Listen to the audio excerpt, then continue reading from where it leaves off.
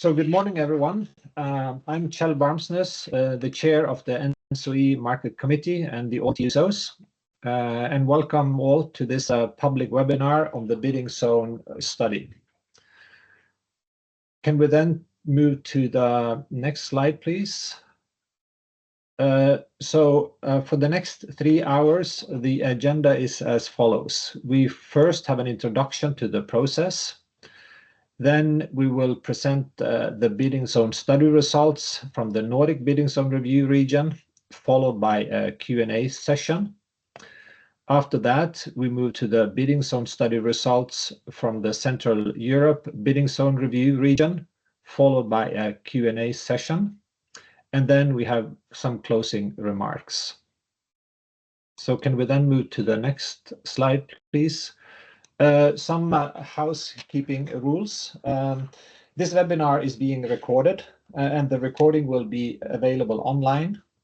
The participants are muted unless the host allows them to speak. And the slides will be available on the ENTSO-E website shortly after the webinar. So about the scope of this public webinar. The scope is to present the bidding zone study. What is out of the scope is previous steps and next steps, and this is the decision-making on the bidding zone by member states. And we really appreciate that you follow these rules as they are displayed on the screen now. So then we can move to the next slide. During the webinar, you will be it will be possible for you to ask questions. So please post your question on the slido.com using the code you now see on the screen, or scan the QR code. There are specific sections, as I mentioned in the introduction, in the webinar, highlighted in the agenda, where questions will be answered. So also, we will kindly ask you to please help us to organize the questions. Start your question by CE question, Nordic question, general question for the respective session of the meeting. And participants can also like questions. This is in order to increase the visibility. And we also like to make you aware that all questions raised in the Slido will be answered. If the questions are not answered during the webinar, the questions will be answered in a written format afterwards, and also available on the ENTSO-E webpage. Can we then go to the next slide, please? I will now go into an introduction to the bidding zone review itself for the target year 2025. The bidding zone was triggered by the clean energy package. So the stage 1 of the bidding zone review is to define assumption, methodology, and alternative configurations. And as part of this, Acer asked TSOs to do an LMP, locational marginal pricing study, to decide on the alternative configurations.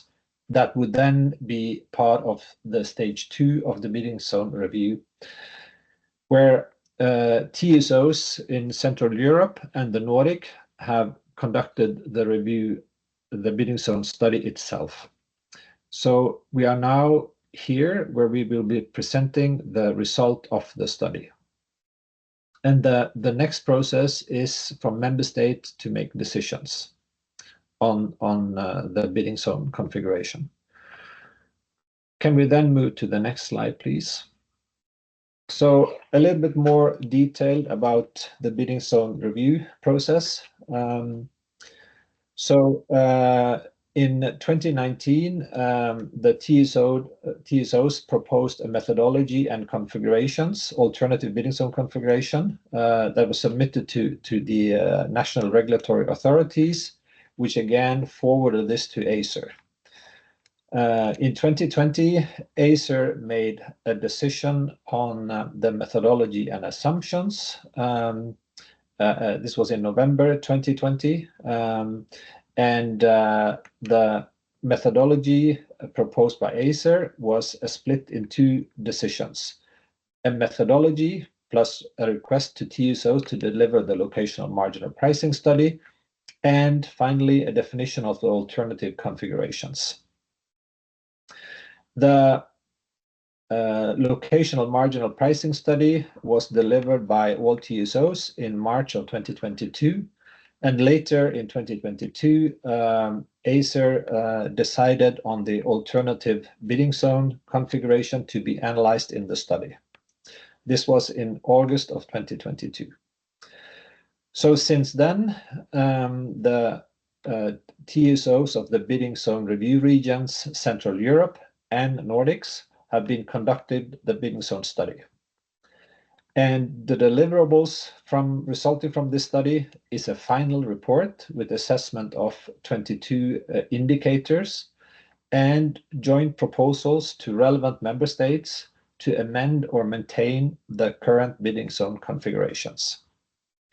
So this is where we are now, and the next step in the process is for member state to decide or to maintain or to amend the bidding zones of their areas or countries.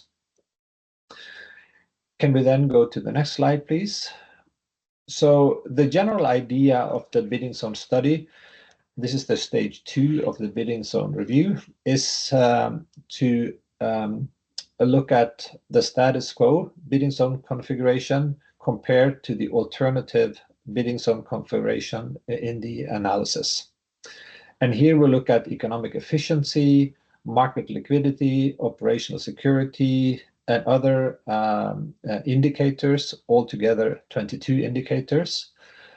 And the methodology prescribes 4 steps in the analysis. The first is step 1 is to quantify the monetized benefits. This means we look at the alternative configuration compared to the status quo configuration. If the monetized benefits are higher in the alternative, we would then proceed with step 2. If not, we will stop and go to step 4. Step 2 of the bidding zone review methodology is to assess all the other criteria.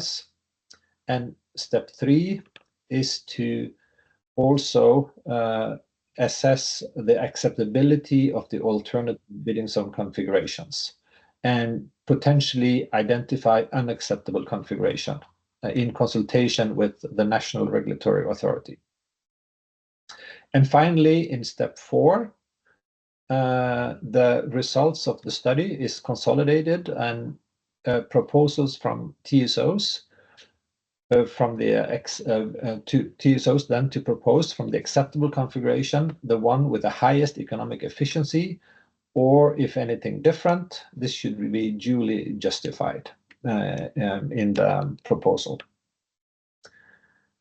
Can we then move to the next slide, please? So this bidding zone review results then in a bidding zone study report. It has 8 chapters, an executive summary. Number 2 is an introduction. Then we describe in chapter 3 the process of the current bidding zone review process. In chapter 4, we go into stakeholder involvement and consultation. And chapter 5 is the starting point of the bidding zone study. And chapter 6 is the result of the Central Europe bidding zone review region. Chapter 7 is the result of the Nordic bidding zone review region. And finally, there are also a number of annexes. If we then move on to the next one, as I think we have briefly mentioned, the bidding zone review of the target year 2025, there has been 2 regions of Europe participating in this review, and that is the Nordic region and the region Central Europe. And now go to the next slide. And in the forthcoming, we will then present results from the Nordic bidding zone review. And I will now hand over to Morten Bergman. He is the chair of the steering committee of the Nordic bidding zone review region. So Morten, please, the floor is yours. Thank you, Kjell. Well, as Kjell said, my name is Morten Bergman, and I'm the chair of the Nordic Bidding Zone Review, and I work at the Swedish TSO, Svenska Kraftnät. Okay, I have to. Sorry, well, oh. Yeah. So before going into the results, I would like to briefly framing the Nordic perspective on bidding zone and the review.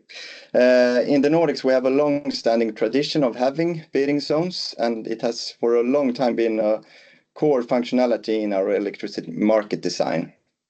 Norway implemented the bidding zones already in the middle of the 1990s, followed by Denmark in 1999, and then Sweden implemented bidding zone in 2011. Finland does not have that kind of structural congestion, so in Finland it's still just one bidding zone. But this is the first time for us that we have a multilateral perspective of bidding zone review. Before we had more a nationalistic view on this when we did our bidding zone reviews and the current configuration. So of course this also means that we have to do certain trade-offs from how we normally do things when we look at this in the Nordics. But at the heart of our approach is, of course, the principle that bidding zone borders should reflect structural congestion. And also it's important that the price signals will reach both the producers and consumers in order to get efficient development of the power system and also the operation of the power system, of course. And ultimately, the market outcomes will mirror the physical reality. So that's, of course, our aim with this. And in this way, the market design, including the bidding zone configuration, becomes the tool that supports both the long-term grid planning, efficient dispatch, and real-time system balancing. So with that said, of course, you feel free to put questions in Slido, as Kjell already mentioned. So please use this number stated on the slide or use the QR code. And if you want to ask question to the Nordics, please mark your question with Nordic questions. The agenda for our part in the Nordics, we are now on the introduction, and after that we will go into the monetized benefits and go through the results there and also explain why we have not done step 2 and step 3. And then we will round up the presentation with going through the proposal, the next step. And when we have done that, we will have a short break, and you can put your questions in Slido if you haven't done that during our presentation, and then we will answer them afterwards. Yes, so now I will hand over to my colleague Christine, and she will go through the results. Thank you, Morten. My name is Christine Brunge, and I work at the Swedish TSO, Svenska Kraftnät, and been doing the simulations for the Nordic part of the bidding zone study for the last year. And I will start guide you through some of the most important results. But first, let's take a look at what the configuration we have been assessing, and also a brief look at the modeling chain for doing so. So for the Nordic bidding zone study, 4 different configurations has been assessed. And you see them here in the top, the smaller maps, configuration 8, 9, 10, and 11. And the larger map to the left is the status quo, the bidding zone configuration of today. And as you might already know, the Nordic study has only looked at alternative configurations for Sweden. It's the reason for this is that no structural congestion for neither Finland or the eastern DK2 area of Denmark had structural congestions from the locational marginal pricing study. And Norway isn't part of this study. And as you can see, all configuration have this larger merge area in south of Sweden, merging the SE3 and SE4 area of today's bidding zones. But also the introduction of the smaller area that we call the Central East area. And for configuration 8 and 9, also the two northern areas have been merged. But in configuration 10 and 11, there are still two areas in the north, but the border is situated a bit differently. And configuration 8 and 10 were proposed by Acer on the basis of the result from those nodal simulations in the LMP study. The configuration 9 and 11 were modification of this Acer proposal that were proposed by us at Svenska Kraftnät based on operational experiences, making this Central East area a bit bigger and also moving the border in configuration 11, the northern border, a bit to the north.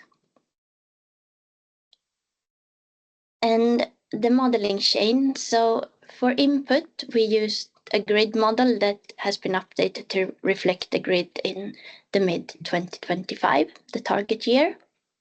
And we're using an intact grid, meaning that there are no lines or network elements out for maintenance, and no errors or fault happening in the simulations.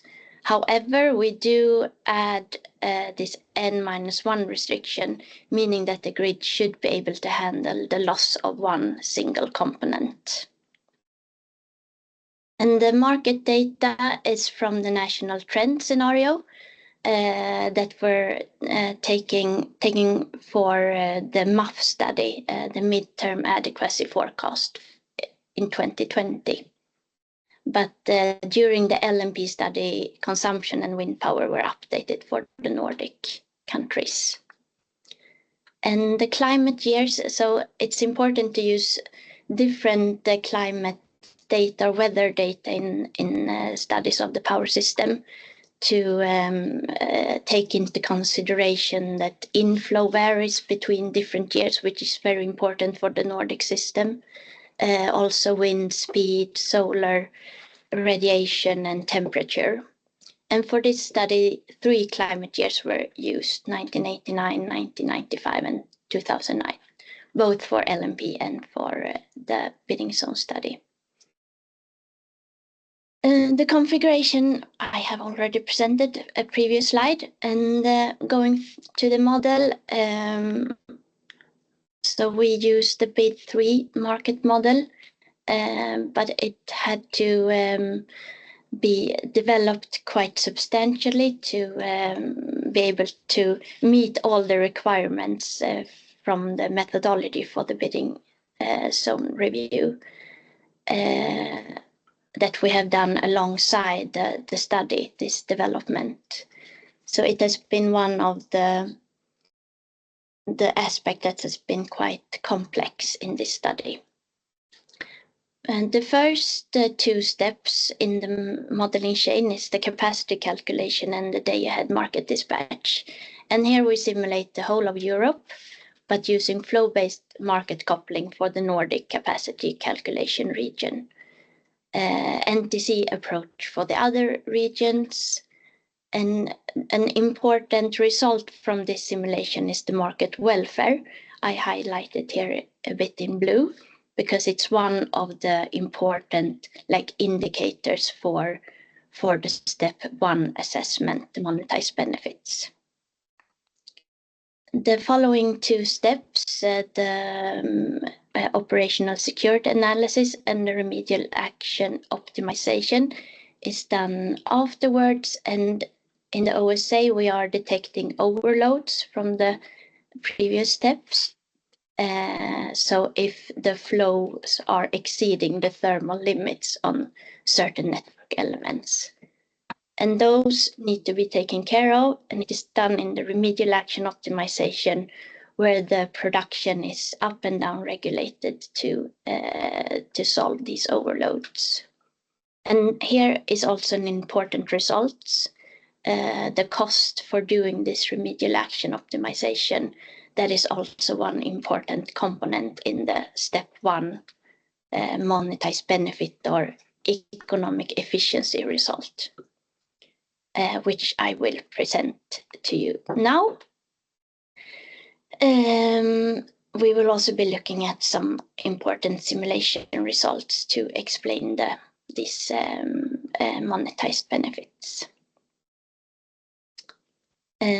So adding these market welfare and the cost for RAW together, we get this economic efficiency criterion. And as you can see, for all configurations, the economic efficiency is negative compared to the status quo, meaning that no configuration performs better than the bidding zones of today. And therefore, as Kjell mentioned, in step 1, all these configurations were rejected, and therefore we did not proceed to the following steps in the process, like assessing the 21 additional criteria and determine the acceptability of the configurations. But we will look a bit more closely into these numbers. So this table shows the day-ahead market dispatch. In the first 4 columns, you have the total market welfare that consists of these 3 components: consumer surplus, producer surplus, and congestion revenue. And in the RAW column, the remedial action optimization, you see the cost for doing this redispatch, the remedial actions, and all these numbers are compared to the status quo. And then the last column, the economic efficiency, you add the total market welfare and the cost from RAW together to get the number I showed you also on the previous table. And a bit highlights from this table. So all configurations show a negative market welfare compared to status quo. But as you can see, the change are quite small for configuration 8, 10, and 11. Looking at the cost for RAW, the cost is higher for configuration 8, 10, and 11, meaning it's more expensive to solve the overloads compared to the status quo. But for configuration 9, it's actually less costly to show the overload, so it's a negative number here. But as you can see, the market welfare for configuration 9 is quite a large negative number, so the total result will still remain negative. And on this next slide, it's the same numbers, but presented in a graph instead, to hopefully make the magnitudes be more visible. So you can see that configuration 8 and 9 sticks out a bit. There's a quite large relocation of welfare from the consumers to the producers. But for configuration 10 and 11, the difference are quite small in relation to 8 and 9. And next, we will look at the prices, the simulated prices, to maybe explain those numbers a bit more. So here are the maps again, the status quo and the 4 configuration, but now showing the average annual power price, the average over these 3 simulated climate years. And In configuration 8 and 9, you might see that prices are increasing slightly or increasing in the northern bidding zones, also in Finland and the Baltics. And it's an explanation for the producer surplus increasing in these two configurations. So in simple terms, the producer get more paid for their electricity. And if we look at configuration 10, the price is increasing mainly in this new SE2 area compared to the area in status quo. But as you can see, it's not exactly the same geographical area. Also, prices are decreasing in this new Central East area compared to SE3, where this area belongs to, like in today's configuration. So a lower price in this new area.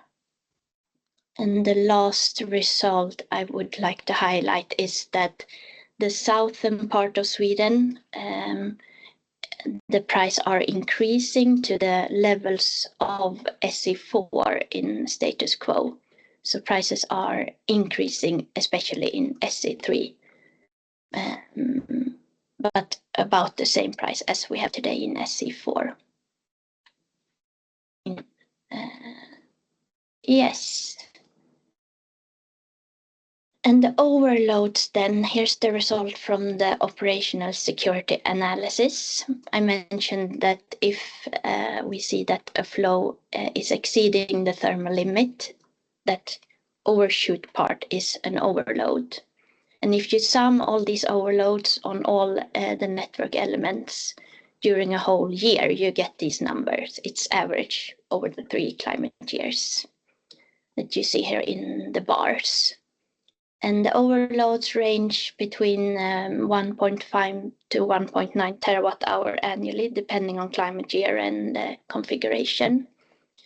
And most of the overloads, 70%, are on internal network elements in Norway, and around 30% on internal network elements in Sweden. But the difference between the configuration aren't that big. It's the same magnitude. One could say for the overloads. And here's the result for the remedial action optimization. So if you have an overloaded network element, you need to, in simple terms, decrease the production, like from the exporting end of the network element, and increase the production in the importing end to lower the flow and help solving this overload. So that's what this remedial action optimization is doing. It is up and down regulating production to solve all these overloads that we saw on the previous slide. And in this graph shows you then the negative part of the bar is down regulating the production compared to the day-ahead market dispatch result, and positive part of the bars are up-regulating the production. And it's per Nordic country. This optimization is only done for the Nordic capacity calculation region and per power source. So the overloads, you might see, is mainly solved by up and down regulating the hydropower in Norway and Sweden. And if you take these bars minus each other, you get the net volumes that we're going to look at next. And here you see that on the net level, hydro production is decreasing, as well as the onshore wind power, while thermal production is increasing. And this is a logical result. We have surplus areas with wind power and hydropower that need to down-regulate their production to solve the overloads, and more expensive thermal production has to be activated in Sweden, Finland, and Denmark. And there's a cost for doing this up and down regulation that we show in this table. and the cost comes from hydropower, the hydropower plants there in Sweden and Norway, but also from thermal power production then in Sweden, Finland, and Denmark. And the difference between status quo and configurations are the numbers I showed you for the cost for RAW in the economic efficiency table. Yes, and I will hand over again to you, Morten, to guide us through the proposal. Yes, Yeah. Thank you very much, Christine. I was looking at the chat and I saw that some of you had read the information that you should put Nordic question if you have a question to us, and a CE question if it's to the continental Europe, and general question. So please be aware that you should mark the questions like that. Then it's easier for us to answer them in the end. Yes, so now Christine has presented the results, and I will go through the proposal, limitations, and next steps. So as Christine showed in the results, we will not get any social economic benefits by changing the bidding zone configuration in the Nordics compared to the status quo. So our proposal is to maintain the status quo for now. And well, this is also the reason why we stop at step 1 and we don't go through all the criteria and acceptability and so on. I would also like to highlight a few limitations of our study that have at least somehow affected the results of the Nordic bidding zone review. The first one being the network modeling. And for example, we have realized that we could actually model the grid in a more realistic way by using more accurate reactances and grid constraints. So that is something that we can improve. We have also seen that this data that we are using, the method stated that it was 2025, that was the target year. And we have seen that some of the changes that we see now in the system is not reflected in the results. For example, we see that renewable energy has grown much faster than we expected. And also some of the inputs for the LMP data could have been used differently. Another important aspect to look at is, of course, that we have used the same grid model for all simulated hours, meaning the same temperature variation, grid maintenance, grid topology measures like that is not considered. And well, looking at our grid, I think it's half of the year we don't have a grid without outages, so we have outages all the time for during the summer period, more or less. So that is also a limitation of the current study. And then finally, we see that this method we needed to do some compromises and some trade-offs that I said in the beginning. So what we could accomplish in this study was to look at 3 climate years, and that will give less robust hydropower optimization. Normally, we look at around 30 years when we look at different inflow patterns, for examples, when we do grid investments and so on. So that is something that could have an impact on the results, of course. Looking at the next step, and now I'm talking on behalf of Svenska Kraftnät, because it was Sweden that had the different configurations to be analyzed. So Svenska Kraftnät sees a need for a new bidding zone configuration that will take into account the upcoming changes in the electricity system. So we see that something needs to be done, and that takes into account what will happen the coming 5 to 10 years and so on. And we are currently looking into what the next step should be. So we have not decided anything yet, but we are looking at and analyzing the conditions to take a next step and how that would look like in that case. So that's where we are right now. Yes. I think we now have a 10-minute break, and please post your questions in Slido. I know that we have a lot of questions already.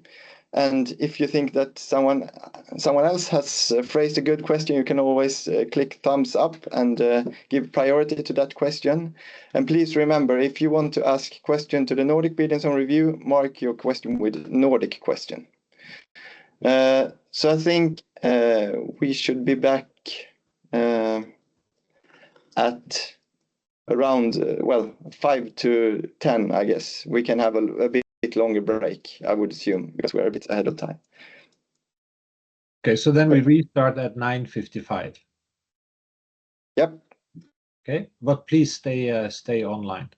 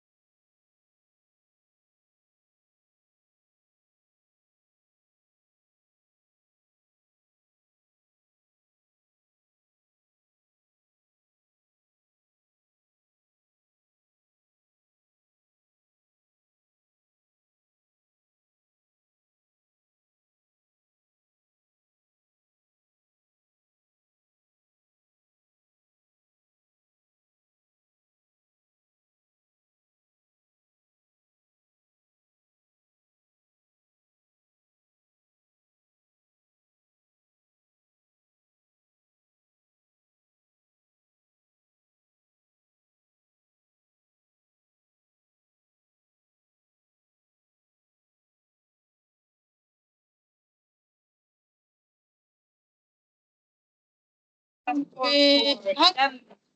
läser upp frågorna? Ska vi skriva upp namnen bara? Så du...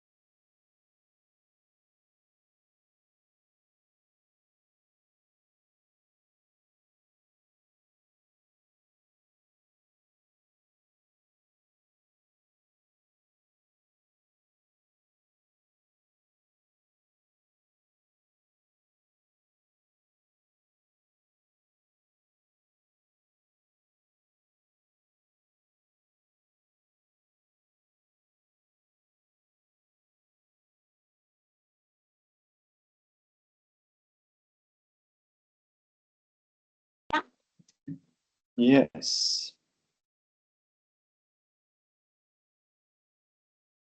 Var är kameran nu? Och...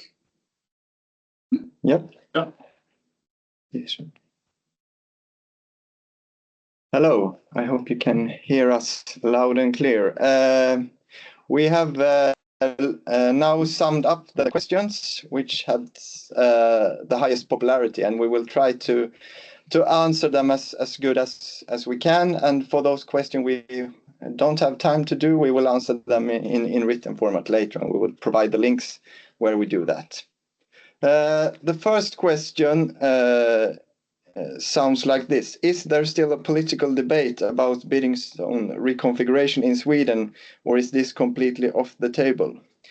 Yes, I would say that it's a very intense debate going on, especially around the southern part of Sweden, but also in the middle part of Sweden, depending on well, what kind of a market participant you are. Of course, we have seen that there are some consumers in the southern part that are concerned for the higher prices compared to the northern part, and we also see that there are concerned market participants in the northern part, mainly producers then that also thinks that this is an issue, of course, and of course this is also something that is quite heavily discussed among the politicians in Sweden. Going on to the next question, if bidding zones review is not the answer, what could then be done to solve the current structural congestion issue especially in Sweden? Well, as I mentioned earlier and in my introduction, we think that bidding zones is the core of our market design. So we think that we will still need them, and we will need them the coming years. But at the same time, we see that looking at the results we got from this study, we see that the configuration we have studied is maybe not the most optimal. And of course, in parallel to solving the issues with bidding zones, we of course have also remedial actions, and more in long term, we are also investing heavily in the grid. And the next question is, why don't volumes of redispatch go down in the alternative configuration? Isn't congestion solved? Christine, what do you say about that? No, you could see that the volumes of congestion were about the same magnitude for the status quo as well as for the configurations. So it doesn't seem like the configuration impact the magnitude of the overloads. So therefore also the volumes are about the same magnitude to solve these overloads. I hope I understood the question correct. Yeah, please reach out if we have misunderstood the question.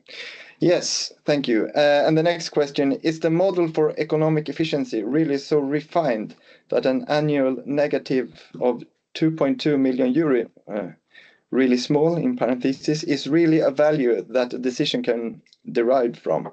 Have you made any sensitivity analysis of your model? I think the question maker are very correct. It's a very small number and like part of the marginal of error. But as the methodology is written, there's no like marginal for the economic efficiency number. Still it's correct to have the decision based on this, but you could also say that we already have bidding zones in Sweden, and alter them seems to not give that much impact on the market welfare. You can say that the optimal like value for the market welfare is quite flat when you already have bidding zones. We haven't done any sensitivity analysis on this, but yeah, it's true. It's, I would say, within the margin of error. And the next question is, as all 4 configurations had negative monetized benefits, was it considered to try other configurations early on with possible positive market welfare? So the methodology is quite strict how the process is done and in what part of the process the alternative configuration are proposed. So there are no room to have new configurations, but also the market welfare result, like the result for step 1, was all done, I would say maybe in September or something. So there were also not the time to do another investigations. And we also see this limitation that Morten presented. We wanted to, we would in that case want to like fix some of them and make the simulations better for the Nordic system. Okay. Yes, and the next question for you, Christine, is did you take into account flexibility in the analysis? It is more and more relevant. Yes, the methodology is quite clear on how to input flexibility. So apart from the hydro power in the Nordic that are quite flexible, we also have batteries and also pumped hydro mainly in the rest of Europe, but also this implicit and explicit consumer demand response included in the model and reserves. Yes, thank you. We also got some more detailed questions regarding the modeling. Svenska Kraftnät said that hydropower was not modeled in an optimal way in the Swedish review. Would like to really underline that it's a Nordic review, it's not a Swedish review. Is this referring to the fact that only 3 rather than 22 climate years were looked at, or something else? And the climate year, I would say, is the most important factor. So when we do like ordinary studies where we look at, for example, a new cross-border line, we usually simulate over 30 climate years. And we see that these climate years have a big impact on the result for the Nordic power system. So that is definitely one aspect, to only use 3 climate years. But still, even though using only 3 climate years, one simulation for 1 climate year took about 20 days to go through because it's a very complex model. So it wouldn't be, it wouldn't work to have more climate years. Then we have to simplify other things to bring down the simulation time. But there are also other aspects of the bid3 model aren't optimal for hydro power. Also, how the water values are calculated between the status quo and the configurations are a bit could impact the results a bit. So there are things that we would look into if we would do more investigations. Yes, thank you, Preeti. Yes, and the next question is, how would generation bidding work if there were Stockholm bidding zone seems more for demand? Yeah, I think when it comes to this question, I'm not sure that I fully capture the essence, but I think we looked at this how it would work. We made this in the European study, the market liquidity report for all configurations. So there the liquidity in all different configurations were analyzed. And also this HHI criteria was computed for the Nordics. And it did not show any problem with market competition in the Stockholm area.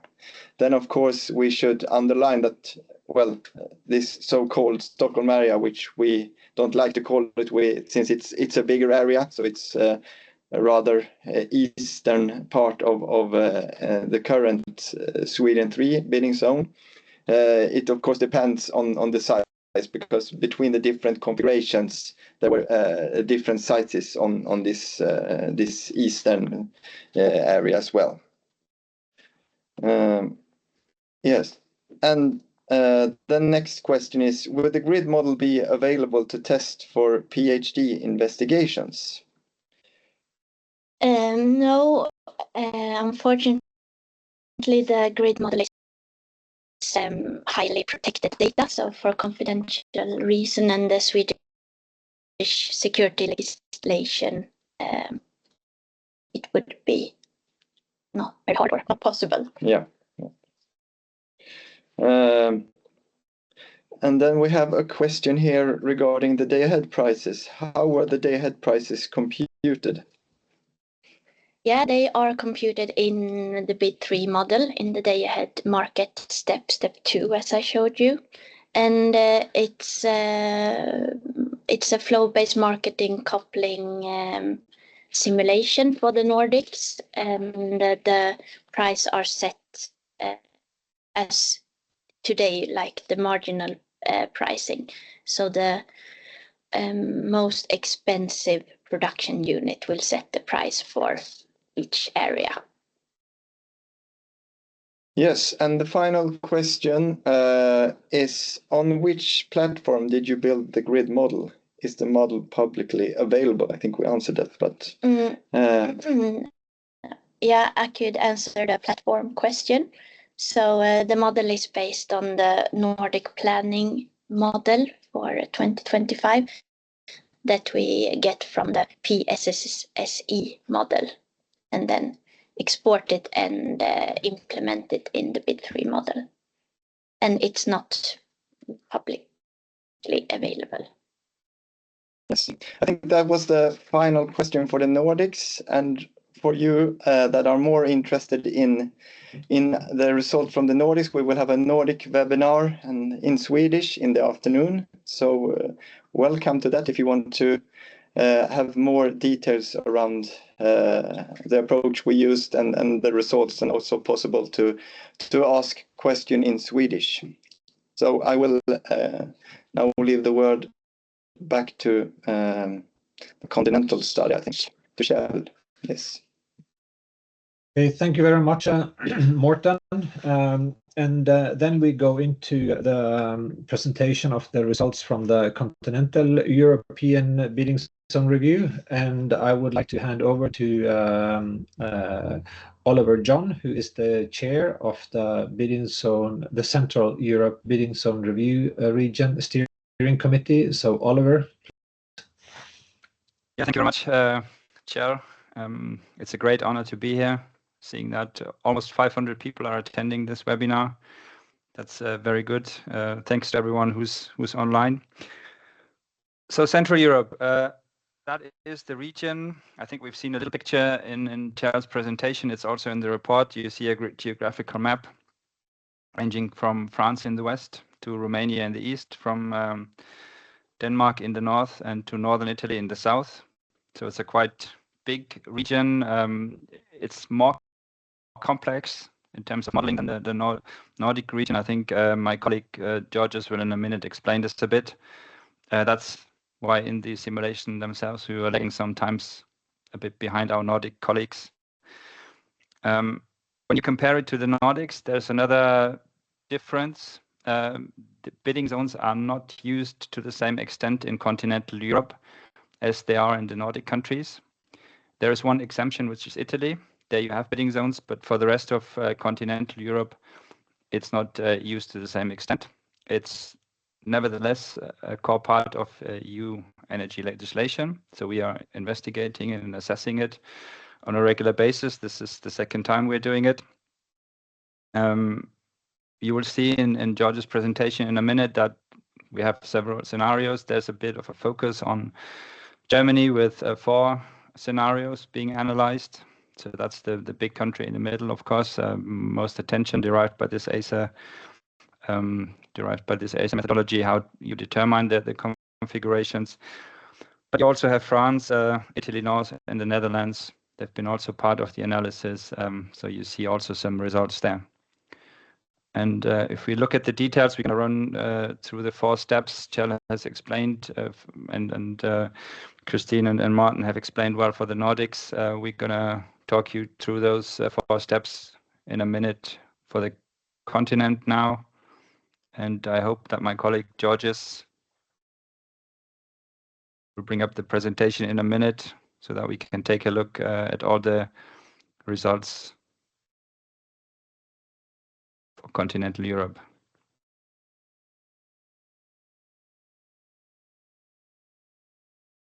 This is the presentation. So these are the 4 steps. Again, how this is done, I think has been well explained. And I hope, Georges, I can hand over to you now to look into the details of the continent. Thank you so much. Thanks. Thank you, Oliver, and glad to warm welcome everybody to the presentation. I will try to give an overview of our results from this study. It has been a very, I would say, a long and deep process, so we'll try to guide you through. And we, of course, welcome that you look at our report where the results are presented in more detail. So starting, I will, let's say in the agenda, I will try to guide you through the process in the different steps together with Oliver. And we will try to dive a bit deeper some aspects so that you understand the effects that are introduced in the market and in the grid operation by the introduction of the different bidding zone configurations. So starting with the first in the introduction, we will start by giving you a short overview of our simulation facility, a bit on the modeling chain that we had to use. As Oliver mentioned, we had a different setup in our case than the Nordics. So in our case, we used the 5 different calculation modules that you can see here, and we employed 3 different software applications in order to capture the complexity of our models. All calculation modules were executed in the online simulation environment that's called VAMOS. This is provided by our colleagues in APG. And we used the 3 different applications, and I will start in our process. First, we had the base case creation. You can see here, we ran a market forecast to start with, so based on bid 3, using bid 3, and this was the basis that we used for performing our capacity calculation, and also this was an all-EU calculation that was also further used to assess the welfare impacts in zone that are outside of the sea. In the second module that you see, it's the capacity calculation, and here we used integral, and mainly here we estimated the flow-based parameters that are used as input to the next part, which is actually the market coupling, the flow-based market coupling simulation, which was then performed by P3. The output of the market coupling, so here we estimated through flow-based market coupling all the different configurations, and there we estimate through this process the respective market dispatch, as you can see here. And then in the next step, we go to the operational security analysis and the redispatch actions optimization. And here we are estimating through a load flow calculation. We are estimating, first of all, what are the overloads in the system, and this is where the grid comes in the game. And also then what we optimize actions, what are the optimal actions, the cost optimal actions to remove these congestions, the identified congestions. As you can see here, and the output from this process is mainly the congestion and the redispatching volumes and costs. Finally, the last part in the analysis is the loop flow analysis, and this is done by employing the TNA tool. And this was using the power flow coloring method. And here we are assessing actually the flows that are not induced by cross-zonal threads. So the level of loop flows in all the network elements. So having said that, and it's worth it also to give you a short overview of the level of the complexity of our model. So we need to keep in mind that we're following strictly the bidding zone methodology, which defines, let's say, the framework of the modeling. In our case, the model dimension, we had to go quite on a very detailed. We use a very detailed grid model, and here we have, let's say, some overview of the key, let's say, characteristics of this model. So we're talking about 17,000 nodes, 15,000 generators and energy storage devices, 17,500 transmission lines, 5,000 transformers, and 7,000 critical network elements and contingencies that we were actually monitoring. This was combined we were running, let's say, yearly simulations. We analyzed 3 climate years, and the simulations were performed on an hourly resolution for the full year runs. Indicatively, and this is so that to get an overview of the let's say, computational size, we had to estimate 11 configurations of the status quo plus 10 bidding zone configurations for 3 climate years, so times 3, and then for the main scenario plus the sensitivities. So assuming 1 sensitivity, which is a minimum, we end up with 66 full year hourly simulations.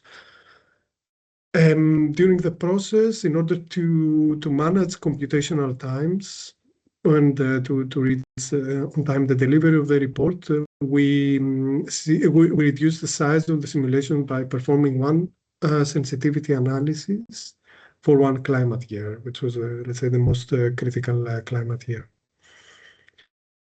So moving to the next step, here is the bidding zone alternative configurations that we analyzed. I'll guide you through. It's good to remember a bit the geography. Bidding zone study is a study of geography, so you need to understand how the different splits come and what will be the impact. And this is going to be the key point also in the presentation to understand what is happening when we introduce a bidding zone. So in the first one, you can see that there is a formation of 1 zone in the north east, let's say north part of Germany, the split is coming, let's say diagonally from west to northwest to south east, so in the center here in Germany. The second one, we can see that it's more or less we split this northern area into two parts. The 4 split zone is actually where we introduce another zone here on the west. And finally, on the 5 split, where we have an introduction of another smaller zone here in the north. Every introduction of zone, it's actually creating, let's say, a new, smaller border, and we will see also in the results how these, let's say, these smaller zones will affect the market results and consequently the results of the grid analysis. Moving further, you see here the 3 further configurations that we analyze, and here you see the France configuration. So here you can see the split also. It comes approximately, let's say, it crosses France from north and south in the middle, and then we have also a second split here in the eastern part. It is, let's say, split in 2 parts. In Italy, we analyzed a split of the northern Italian zone, and here it's actually, you can see here, it's the introduction of a smaller bidding zone, a buffer zone here in the border with France. Let's keep this in mind. This will explain also quite a lot of the results that we see. And finally, in the Netherlands, we see a split in the Netherlands, let's say on the northern and the southern zone.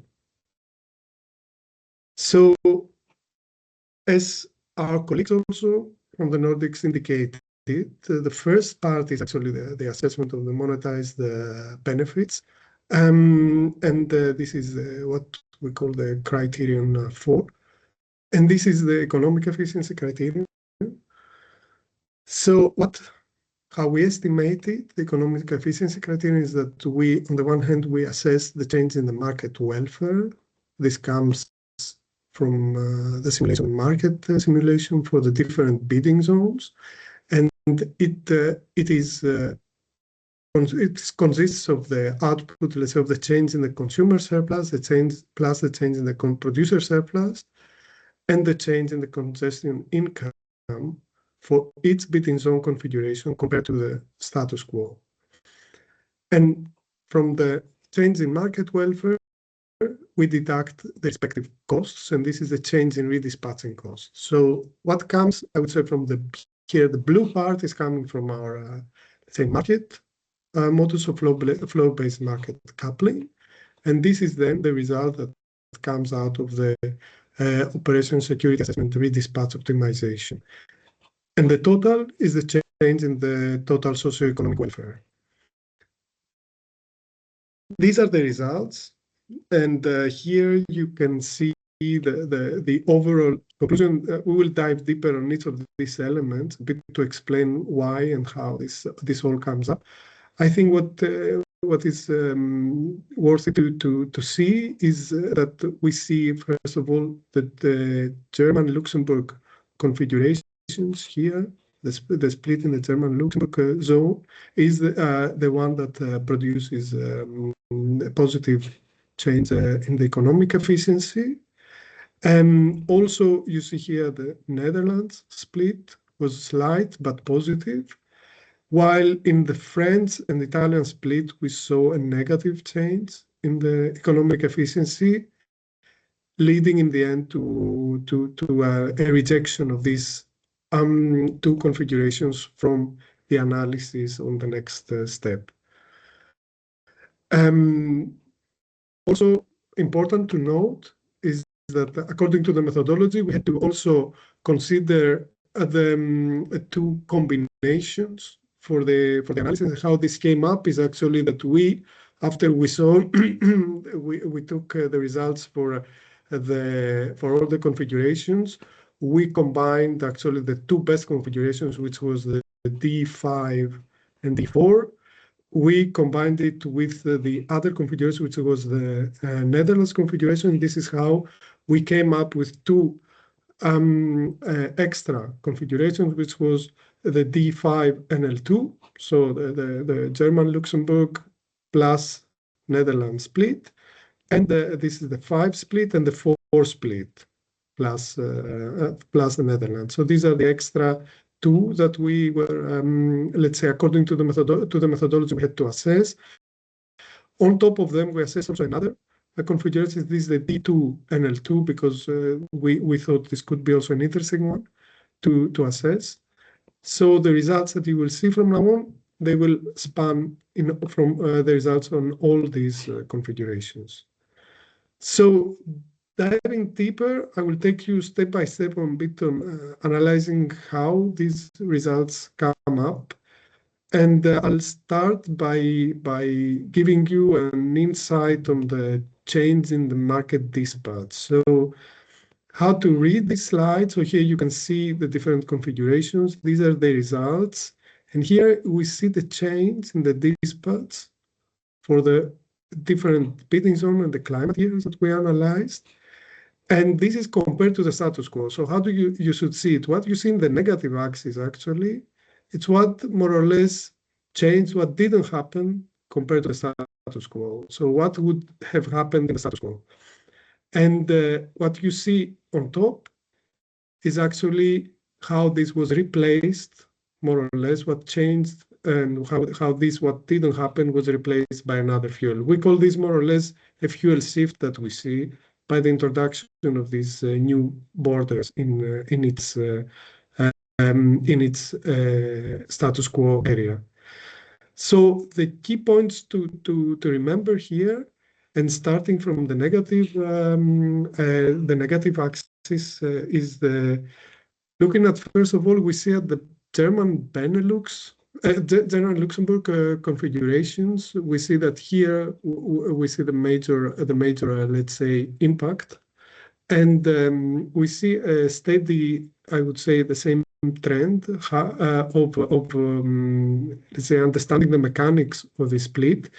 So what happens is the introduction of this split of these new zones in the northern area more or less creates a kind of a buffer zone, which is we need them to understand what is the, let's say, what consists of this zone is consisting of, and this is where there's a lot of renewable generation and a lot of generation. Let's say they're quite a strong area in terms of like production, and this is actually how we can understand the results. So what we see first of all, here you can see with these colors, we saw first of all a reduction by splitting, by introducing a split.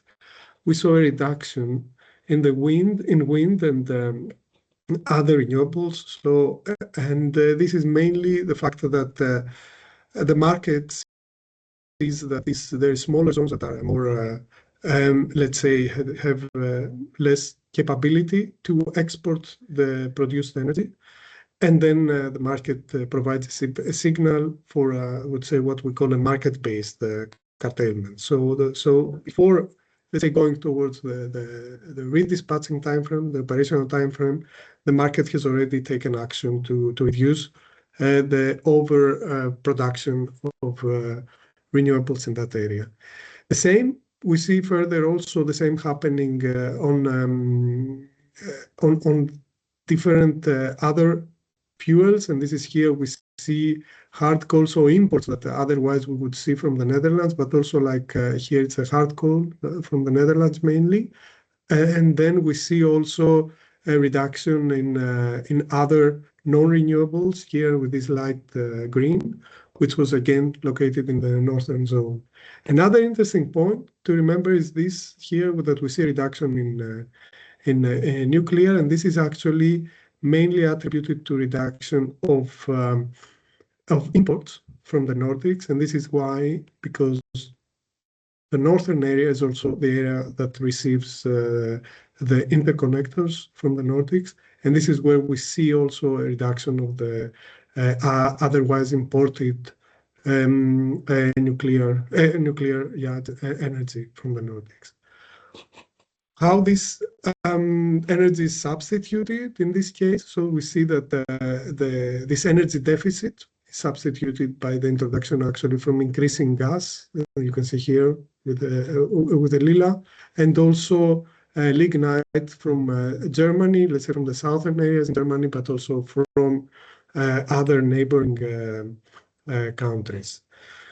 Regarding the other splits, what we see in the French configuration and also in the Italian one, we see a steady trend. We see a change on the exports, so imports in Italy from France, and this creates an effect where we see more or less reduction of nuclear production in France, and this is a relative, let's say, replacement of this through gas production in Italy. Finally, in the Netherlands configuration, we see so generally small changes in the market dispatch through the introduction of this split. So having understood this, one point also which is worth it to see is the impact on the market prices. As I mentioned, it's introduction of a bidding zone is an effect that it's quite important to understand what is happening and where. So it's, the geography plays a very important role. Here we indicate, you can see here the status quo, the average prices for all the 3 years in the status quo. And in each of these maps, we indicate how the prices changed. And the different colors we see either with deep blue when we see no major change compared to the status quo. With green, we indicate areas where the prices are reduced. And with orange, we see areas where prices are increased compared to the status quo. What we see looking at the German introduction of German splits, and what one should remember, it's actually it is the formation of two, let's say, zones. We see a northern zone which comprises of the northern split areas of Germany and Denmark and in some cases also the Netherlands. And in that area, in that case, we see in those zones forming a strongly, let's say we're having a reduction of prices, and this is at the level of 2 to 3 euros. And at the same time, we see a formation of another area. Here you can see this starting from the south of Germany, but expanding to the southeast, taking over the southeast areas in Central Europe. And here we see an increasing prices, which we should link to the point that I mentioned before. We see a kind of like an increased production from these countries, and in order to manage, let's say, the deficit that we see because of the reduction in production in the north of Germany. So this is, I think, one of the key points to keep in mind. So this is a kind of like the key effect that we see. And moving further, you see here also in the 5 split, we see a similar effect again. And it is worth it to look also what happens in the case of France. In the case of France, we see in the 3 zones, the western part is mainly, the prices remain unchanged. And then we see an interplay between the 2 eastern zones, where in the northern area we see a reduction of prices, while in the southern area we see an increase in the prices. In the Italian split, the main impact that we see it's actually that we see a reduction in prices in France, and this is mainly because, as I said, the introduction of this area in Italy, in the northern west part of Italy, leads to a reduction of the imports from France. Finally, in the Netherlands, as you can see, generally we saw that introducing the split in the Netherlands did not create a major impact to the formation of prices in the rest of Central Europe. Having said that, we can then, let's say, keep in mind and start to delve a bit deeper on the results on the market welfare components. So starting from the consumer surplus, what we see is actually here we see that we see an increase in consumer surplus in all the climate years, so not for all configurations. So generally, we say general increase. In order to understand this, we need to understand that the consumer surplus is mainly coming. It's very much related to the changes in prices and in each of the zones and how consumers are affected in these zones. So what mainly happens is that when we see when we see lower market prices, then this normally leads to higher consumer surplus, and higher market prices lead to lower consumer surplus. So how we can understand this is that we see that in mainly what happens is that the consumer surplus gains that due to the price decrease in the northern areas, they outweigh actually the respective losses that we see due to the price increases in the south and southeast areas in Central Europe. Looking at the change in the producer surplus, this is here we see the opposite trend. We see that the producers are actually losing in terms of surplus. And this is, in this case, producer surplus is calculated as the product of the generation of its plant and the difference between the clearing price and the marginal cost of the plant. So it's a little bit more complicated, but I think what we should keep in mind in this case is that this decreases is due to the fact that we have these fuel switches where we see that generation that had a high producer surplus or generation that is more on the lower side of the merit order, like wind or nuclear, is replaced by generation that is in higher sides of the merit order, and this creates I would say, loss in the producer surplus. Finally, the third component is the change in concession rent. And here, this is the change in concession rent. We should see it as, let's say, the market, the product of the difference of the cost. So we have prices starting to increase between different areas, and the respective, let's say, the respective energy transfers between these zones. And here we see again an increase in the concession rent, and how we should understand it is practically by introduction of these zones. We can see this especially for the German Luxembourg splits here, that we see a high increase in the concession rent. Practically, what we see it is, first of all, by introducing new borders, we have more borders where concession rent is appearing. And secondly, is that these internal borders, they are highly congested, and because of this, we see increased concession rent on these new borders. So this is let's say, the general overview of the components. And coming to the results, this is again, I show you the total results on the market welfare as the sum of the different components. And what you can see that the splitting in all the cases, in almost every case, shows a reduction of the market welfare. And this is actually exactly what we are expecting, because any introduction of when we introduce a split in a market zone, by definition, we are restricting the trade compared to the copper plate that was before, and this will definitely lead to a reduction in the overall welfare and a less optimal dispatch.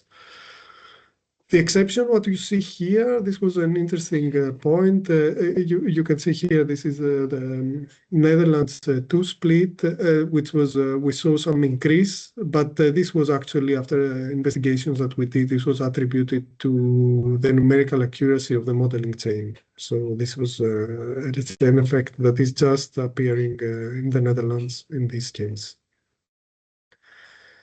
In the next point, so I will move you to the next part of the modeling chain. So as you remember, is actually when we take the results then from these parts, we bring them into the grid analysis. And here you see the redispatching optimization, the results from the redispatch optimization. And this is an example for the climate year 89. How you can understand this. So this is the status quo results. And here you can see in the different colors the overloaded lines because of the dispatch that we get in the status quo configuration. And with the different triangles, you see the actions that we need to take. So you can see triangles looking down, which means we need in these areas to down-regulate to reduce the output of the different generation. And then here you can see also the different types of generators that we need to reduce. And on the other hand, we see triangles looking up. And this means this is where we need to increase the production in order to balance the reduced production in that area. So as you can see, the area of interest is again in the north here. And what happens is that we see, based on the status quo, let's say, dispatch, there is a lot of production in the north, and the grid is constrained. So this is, if you see, it's a similar pattern, what you saw with the introduction of the bidding zone, but now the problem, let's say, comes directly into the operational security assessment. And then here we need to take action. So that's the main thing. So we need to take action in the, let's say, more close to real time. And then redispatch, reduce all wind, mainly a lot of wind production here you can see, but also other type like hard coal in the northern area, and replace it by different production, which is in the south. When we see what happens when we introduce a split, here is the case for the climate year 89 for the 2 split, but it's the same what we see also in other splits. As you can see here, now this becomes empty, so there's much less actions that we need to do, so the volumes of redispatching are reduced. And this is mainly because the actions, we have taken actions already before, right? Like I told you, we have, because of the introduction of split, we have already reduced the production of wind in that area. We have reduced the imports, and we have taken action, and we have already dispatched more power plants that are sitting outside of this area. So in this respect, you can see here that the remaining actions are less, let's say, the remaining action that we need to take. So this is, I think, the main mechanism that we need to keep in mind on how the let's say the redispatching effect, how this reduction redispatching occurs. And here is the results in the same way like we presented before. So you can see here the difference in up, let's say the difference in downward redispatching. So here is more or less understanding by introducing a split how much less wind or how much less fuels I had to curtail and to redispatch.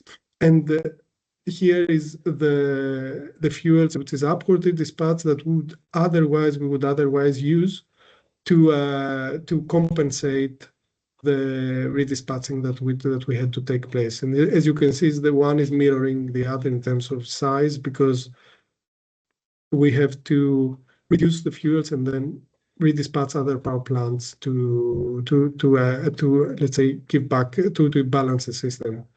What we can remember from here, the Germany Luxembourg configuration, we see reduction of the main reduction of volumes, a similar discussion like what we saw before. And here, this is mainly because we have taken actions that we have, like I told you, we taken already actions, and we have already reduced the wind, so we have fit better the dispatch to the operational situation. And then you can see here that we don't need anymore to take all these actions to reduce, on the one hand, reduce wind and here and coal in the north of Germany, and on the other hand, replace this with gas. On the combinations, we see a similar effect, but mainly, as you can see, we don't see a major impact there. So the combinations were actually looking quite similar to their respective, let's say, their respective German Luxembourg splits. So we saw the introduction of the NL2 split not being in a big change in the process. And again, also we saw in the French configuration, we didn't see a major impact. In the Italian configuration, we see that by introducing, by splitting Italy, again, we see that a reduction of the nuclear downward redispatch in France and the respective reduction of gas upward redispatching in Italy.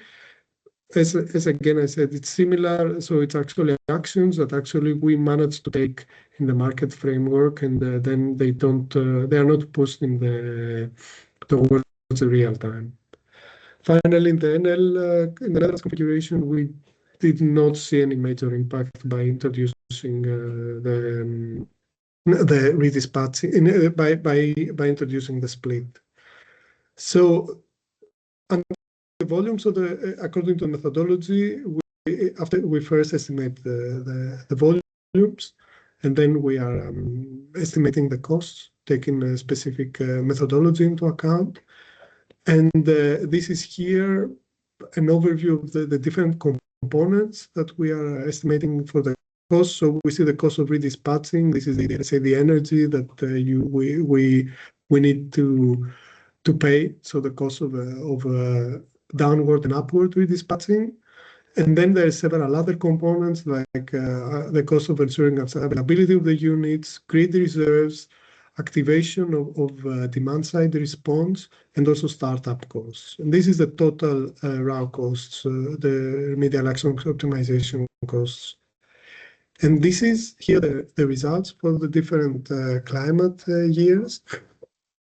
And as you can see, following the volumes here, you can see with the outward, so you can see the different components, and this is, let's say, the results. And what you can see is that we see a reduction on the costs compared to the status quo configuration. So especially in the case of the Netherlands, of the introduction of the split in the German Luxembourg zone, we see that we can get in the different climate years, we can see the cost reduction reaching 900 million euros in the case of 89. In the case of 92, approximately 500 to 600,000 euros. In the case of 2009, approximately 300 to 400 million euros. What is interesting is also like highlight we followed a specific approach in order to define these representative years, and you can see here that this has been quite good on having extreme years and let's say average years in this analysis. The point to also mention is that here we see, again, based on the previous analysis, we see also in the case of the Italian split, and a good, let's say, reduction of costs here, and then the level of 150 approximately million euros annually. So these are, let's say, the overview of the results for the criterion, and here is the summary of the results, and here you can see what the expected, let's say, the costs, so the change in the market welfare, the change in the additional costs from redispatching, and then we can see how we have the choice, and then you can see that we had positive economic efficiency for the 8 configurations and negative for the French and Italian split configurations. These were the ones that, according to the methodology, were rejected. And then we moved to the next step, and we analyzed the 8 configurations that you see here. And the next step is the assessment of all the other criteria. And you can see here the overview of this criteria. We had in total to analyze 21 criteria further. And we will see them, so you can see the different types of criteria. One point to keep in mind, firstly, is the fact that among these criteria, 10 criteria have not been individually assessed, and this I highlighted them here for several reasons. So you can see here there was like the security of supply criterion has to do. It was quite the methodology describes quite a detailed assessment that could not be performed, and this is why the performance was assumed to be the same as the status quo. There are several criteria that are actually somehow preset in the methodology, like the criteria 7 on market concentration and market power. And there is other criteria that like 3 and 5, where we see that there is an implicit assessment through criterion 4. And this is in this case, so by assessing the economic efficiency criterion, we have directly also the assessment of the implicit assessment of this criteria. So this is, let's say, the overview, and you can see also in the next page, these are also the criteria that, let's say, were assessed, let's say, that were not direct part of the evaluation. So for the other criteria, we made a selection, and we will present to you the results of the main, let's say, some main results, and on the findings on some criteria where we have very, let's say, the most interesting results that we saw. Starting from criteria 1, and this is the operational security assessment, operational security criterion. Here, this criterion is assessed through, we are performing, as I said, the DC load flow calculation, and here practically we're looking from the operational security analysis, what are the overloadings that we see in the different network elements. And we're estimating this, the severity of these overloads in two main indicators. And here you can see the first indicator is the aggregate number of N and N-1 operational security violations. And this is actually, we estimate the number of occurrences where critical network elements were congested. And here you can see where we started, right? So you can see like in 1,096,000 violations for the status quo. And then you can see here the introduction of a split and how this, let's say, what is the final number that we see, and the respective percentage of change. And the same on the N-1 violation. As you can see, the introduction of the German-Luxembourg split and the respective combinations leads to quite significant change in the operational security violations for all the German Luxembourg split and configurations. What we saw, and here you can see that in the case of the Netherlands, we saw very small changes in the range of 1%. And this is, let's say, quite minor and quite minor changes in this respect. The second indicator is the physical congestion index, and this indicator is actually defined as the sum of the overloads and how much is the energy, the overloading energy that we see in all network elements and in all MTUs.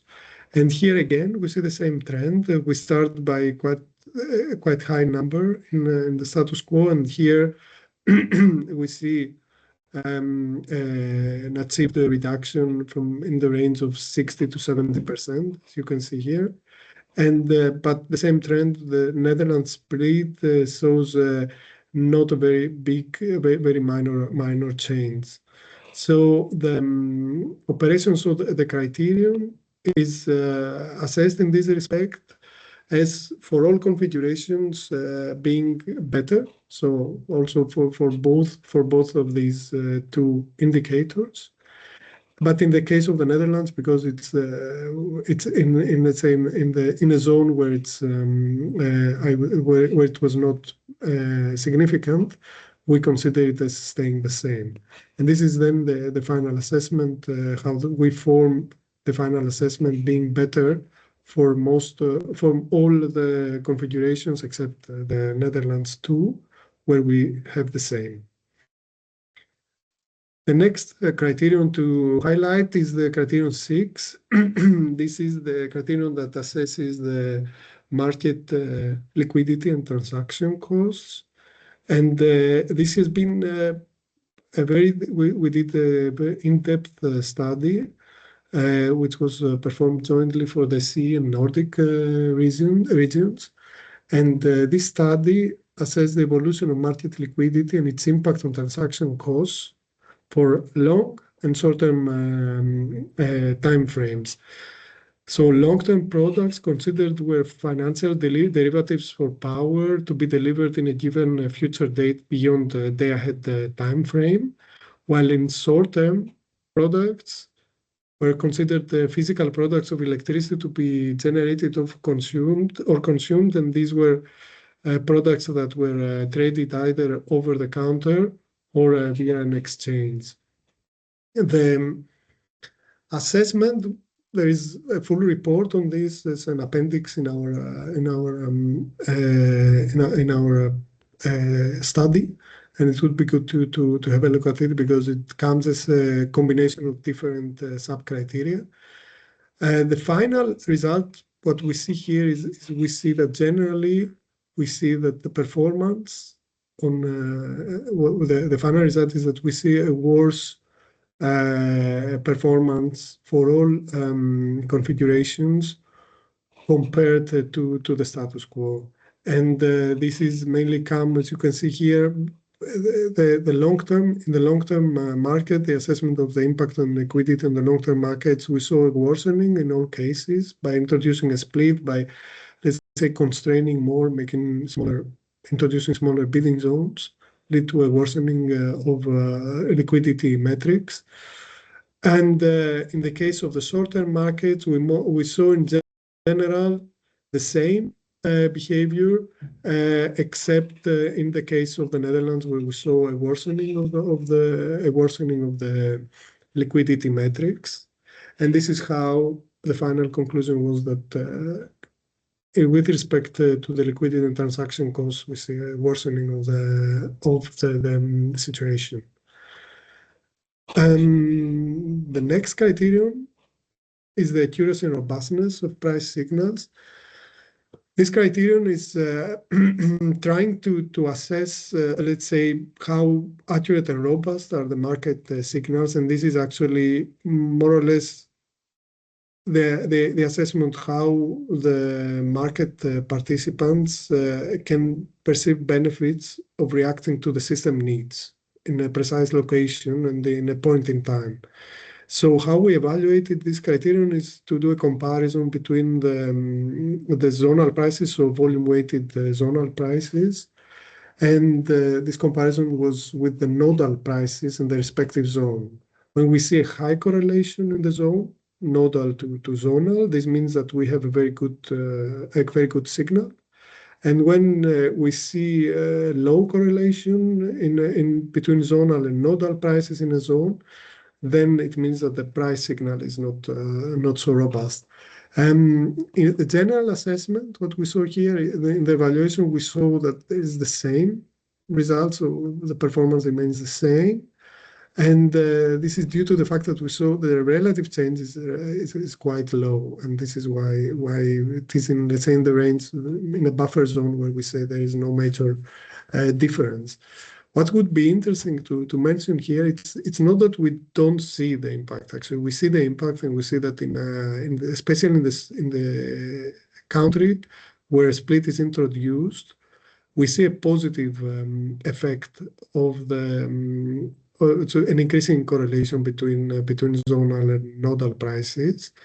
But the difference was actually is that at the same time, other countries were negatively affected, and this actually outweighed. So the positive effect in the split country was outbalanced by the negative effect in the other countries.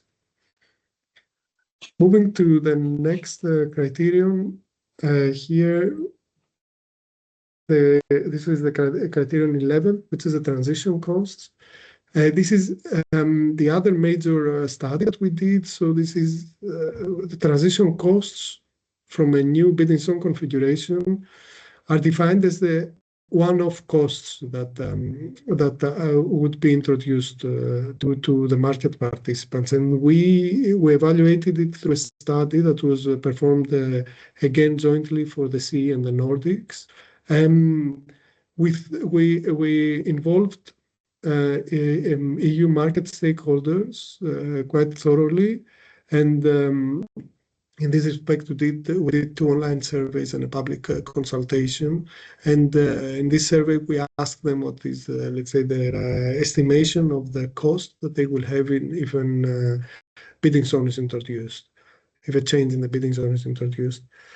And according to the methodology, the estimated transition costs in this case are used to calculate the minimum lifetime of an alternative configuration. So more or less, we say we have a cost that is actually that the introduction of bidding zone brings, and then we see based on the benefits that bidding zone that we see out of the economic efficiency, we can estimate in how many years we will have a payback period.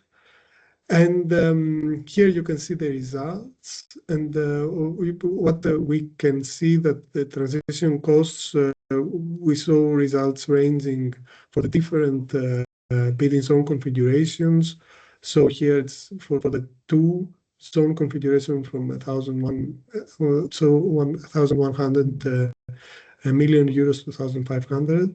And similar for the D3 configuration, a little bit higher for the case of the D4 configuration and the case of D5 configuration. And also you can see here for the Netherlands the respective assessment of the transition costs. And in the combinations, we were combining the individual costs as a combined cost, let's say, by introducing both bidding zone splits. What you can see is that in the payback period that is estimated is the minimum is ranging between 4 to 6 years, 4 to 5 years. Here you can see in the case of the German Luxembourg splits, the minimum median from 6 to 8, and the maximum ranging from levels from 7 years to 13 years, as you can see here in the different values. And in the case of the Netherlands, here we can see the minimum being 6 years and the maximum being way over 100 years. The next criterion is one of the quite interesting ones. This is the criterion 14, which is assessing the adverse effects of internal transactions to other bidding zones. And this is the first indicator where we see here in this indicator we are assessing the average loop flows. It's mainly very closely related to the assessment of loop flows. Here we see we assess two sub-indicators, and on the one hand we assess the average share of loop flows, which are calculated on all the critical network elements and congestions. And according to the methodology, we estimate this on the elements that show market congestion or physical congestion for at least 1 MTU. I should highlight here what we see, and I will highlight a bit the results. What we saw in the assessment of the loop flows, we see generally that when we introduce when we introduce a split, we see a reduction in the loop flows. And in the German, especially when we look at the German introduction of the German-Luxembourg bidding zone. And this actually, we see a reduction on the loop flows in elements that are around that area, which is actually what was expected. And at the same time, the reduction of these loop flows provide, let's say, more space to the market, gives more capacity to the market, and then there we see more market flows, and which lead to the creation of more welfare. And this is something that needs to be kept in mind. So it's let's say quite a complex process on how to assess it. And according to the methodology, as we say, we need to assess the congestion on. We need to assess the loop flows on the elements that are congested, and this means that there may be loop flows that are, let's say, reduced, but on elements that are not congested, which are not counting in this respect. So, and this changes the basis of the calculation. That's what we saw in the different configurations. And that's why we see, in some cases, results that seem counterintuitive. The general assessments on the average share, we can see here that in the flow-based market coupling time frame, we see a better situation. So we see an improvement of the average share of the loop flows. And when we move to the operational security assessment before RAW, then here we see a worsening of the loop flow on the volumes, on the average share of loop flows, except in the case of the Netherlands, we see the same. In this respect, the performance results of this indicator were considered the same for all configurations, except for the case of the Netherlands, where we consider that this is better. The second indicator, which is the number of occurrences or hours with loop flows, we were monitoring how many hours loop flows are reduced, let's say, on all network element. And this we were using, giving a specific threshold, which was 10% for internal elements and 20% for cross-border ones. And here we see that the performance results show that for the D2 and D3 and the D2 NL2 configuration, we saw an improvement, while for the rest we see a worsening of the situation. And finally, combining these two sub-indicators, these two indicators, the criterion, the overall results of the criterion are that actually we see an improvement for the D2 NL2 and the D3 configurations, a worsening for the rest configurations, the German, Luxembourg, and combinations, and the situation being the same in the case of the Netherlands split configuration. And finally, criterion 16, the last criterion that we would like to highlight here. This criterion is the criterion that reflects the stability or robustness of bidding zone over time. And this criterion is strongly related to the evaluation of the sensitivity scenario. This criterion has, according to the methodology, has been assessed based on the evaluation of the economic efficiency criterion for each of the sensitivity cases. And as mentioned, we performed one sensitivity analysis, and this is considering the increasing in fuel and CO2 prices. So this was the scenario that we analyzed, and it is worth it to mention we had we put a lot of effort on trying to assess more sensitivities, but as I mentioned, it was quite a complex process and quite computationally intensive, which did not allow us to roll out all the different sensitivities. And so we had our focus was to also to assess the impact of additional expansion, grid expansion, but also the impact of additional build out of renewable energy sources and also the build out of additional load.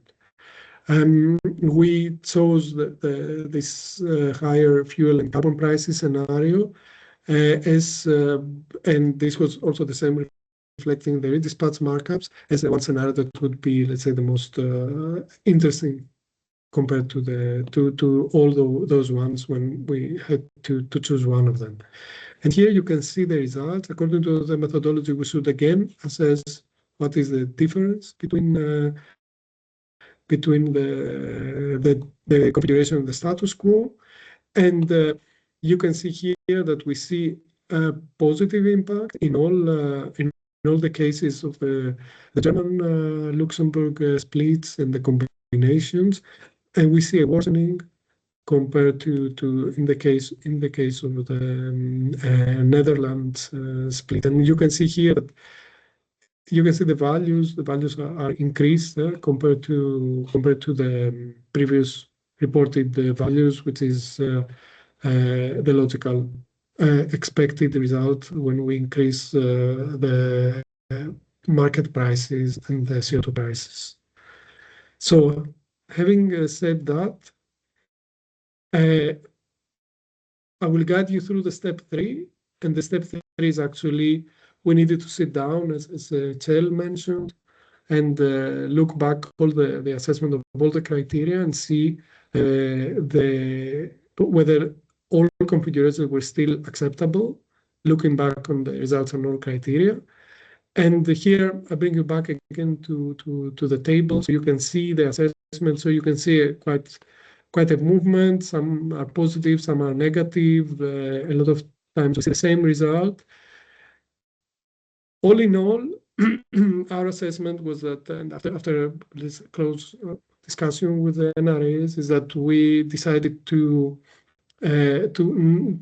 deem as acceptable all configurations, considering that even though there are criteria that are pointed out as worse, we consider that the general, let's say, conclusion would be that we consider them as acceptable.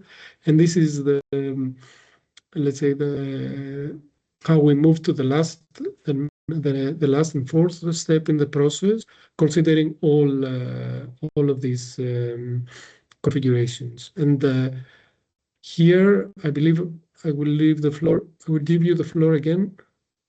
Yes, thanks, George. Thank you so 2 or 3 words on the final recommendation, what we make out of this.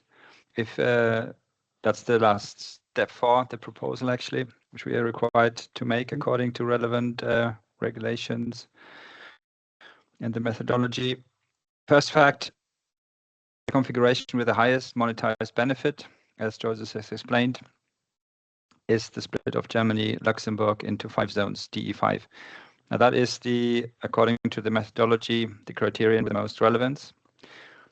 However, as central TSOs, we sat together and said that some additional considerations would have to be taken into consideration by decision makers. We're now handing the study over, and decision makers, member states, potentially also the European Commission will take decision, and they, according to what we recommend, that they'll take 9 additional considerations into account, and they can be seen on the next slide.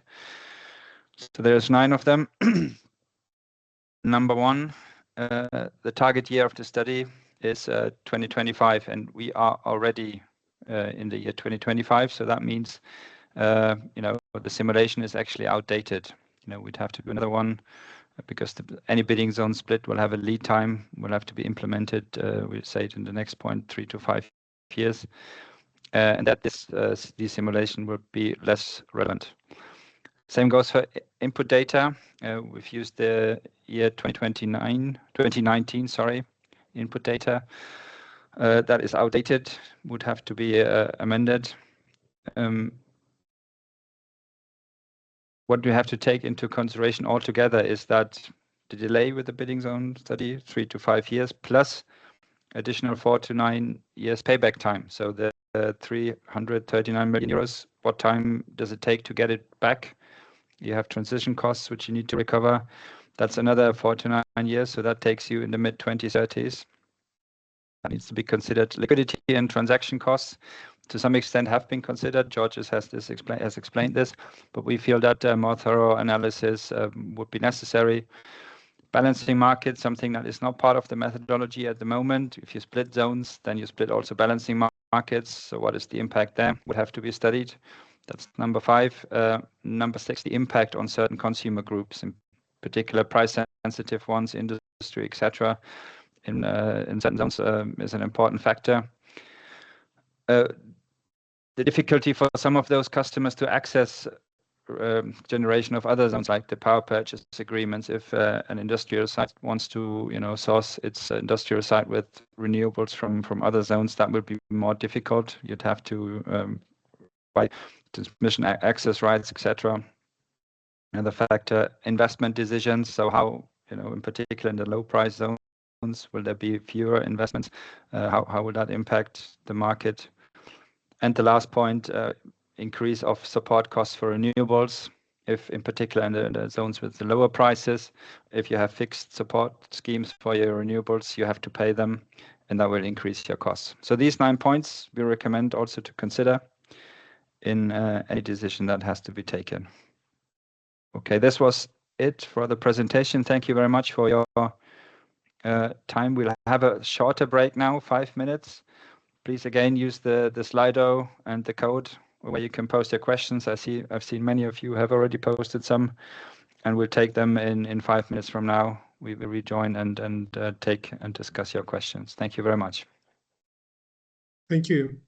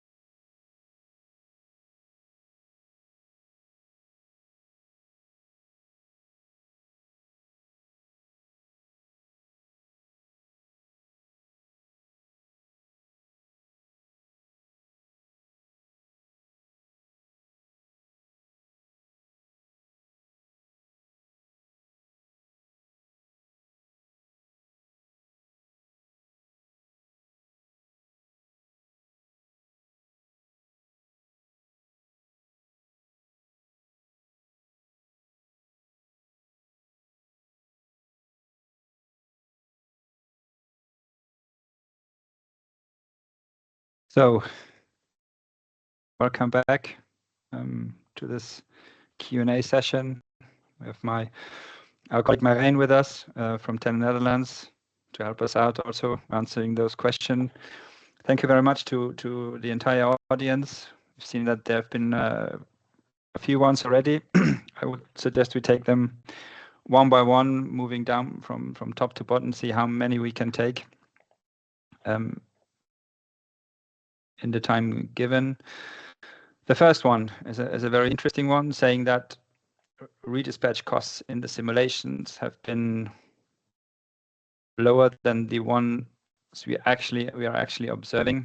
The question talks about 4 to 5 billion euros, whereas in the study it was 1.2 billion euros. Now we have to say that these 4.5 to 5 billion euros obviously are a value that has occurred during this exceptional year 2022. At the moment, they are higher. They are in the range of 2.7 billion euros, higher than the ones in the simulations, but not as high as the 4 to 5 billion euros. Of course, there's no linear relations, we have to say, if I'm not mistaken, between the results. So we cannot say because the redispatch is increasing, also the results will increase by the same order of magnitude. Market welfare would also be impacted, not only redispatch. But we can say, obviously, that this increase in redispatch costs, the one we're actually observing, would change the result and would obviously increase the welfare of the economic efficiency of split. Would you agree to that, Marijn and Georges? Is that a fair answer to this first question? Yeah. Yes. I think so. I mean, and we should say that it's good that everybody has a deeper look on our sensitivity because it captures more or less exactly the impact, and a lot of, let's say, a conclusion can be drawn by that sensitivity scenario. Mm-hmm. Okay, hope that this answers this question. Number one. Number two is that the average clearing price per bidding zones in the simulations were only 40 to 50 euros. Obviously, if you look at prices nowadays, they are much higher. So that's a bit of a critical question. We have to say that to some extent relates back to the data we've used. We've used pre-crisis data. What matters, however, is from our perspective, the relative performance. So if you see that one bidding zones is better than the others, for which the same prices have been computed, the same data set has been used and the same prices have been computed, that is the relevant outcome of the study, and not the prices themselves, the amount of the prices themselves. Would you agree? Is that an answer to question number two? Yeah, and indeed, we should highlight it is a delta study. We're always comparing compared to a status quo scenario. So this somehow filters out such kind of impact. And again, I would highlight that we also we analyzed a specific scenario with higher prices to capture also these effects. And this is always, I think, with such studies, you always can deviate from short-term reality because a lot of times prices are moving faster, and but you need to look at more long-term. Mm. Okay, thank you. I would like to add that although we did not look at the sensitivity for electricity prices per se, we did look into sensitivity for fuel and carbon prices, which are, of course, an important driver of the electricity price. So you can find more on that in the last annex of the report, Annex 8. And there you see in general that higher prices impact both market welfare on the one side, which then further decreases basically. But on the other hand, this is also leveled out again by a higher impact on the redispatch savings, which further increase with higher fuel price. Thanks, colleagues. I hope this provides an answer to the second question. Question number 3. We assuming a system-wide optimally coordinated redispatch, and this is not the case today. So how realistic is this? That's what the question is asking. Answer will be, colleagues, please complement. From my perspective, we are not there yet, but we want to be there. We're developing such coordination in the core in the Central European region, and maybe by the time a bidding zone split will be implemented, we could also have such a scheme in place. Is that correct? Yeah, fully agree with you, and we need to keep in mind that taking such a decision, it's better to to have the view of how we expect our redispatching system to evolve, and this is why we assume the full coordination, because otherwise we could get questions. Okay, what if coordination comes, then the results are not valid. Mm. Okay. So with this, I'd move to the next question, which is the input data from 2019, outdated. So in future, we expect more batteries, other flexible assets, etc. So how would we expect the German bidding zone to perform? I would also almost say that this would be another study, obviously, which one can conduct, but it's no black and white answer possible to such a question. Right, you'd have to simulate, agree on the scenario. Would you agree, colleagues? Yes, I think this is also one of the points that was mentioned by you, that yeah, the scenarios, unfortunately, they don't capture, and the data, they don't capture fully the reality, right, of today. Mm-hmm. Perhaps it's also good to point out here that we did not update those assumptions because we have to keep those assumptions consistent throughout the whole study. So we started already years ago with the LMP simulations, which are the basis for the alternative configurations that we've studied here. And we want to make sure that our current results are also consistent with those underlying simulations. That's also a requirement in the methodology. So that's why, even though when we moved along, we knew that some of the assumptions were by now outdated, we were not able to update them at a later stage during the process. Yep. Okay, thanks for complementing. I hope that with this we've answered the question. Next one is one that is out of scope of our webinar, that is related to the decision-making process.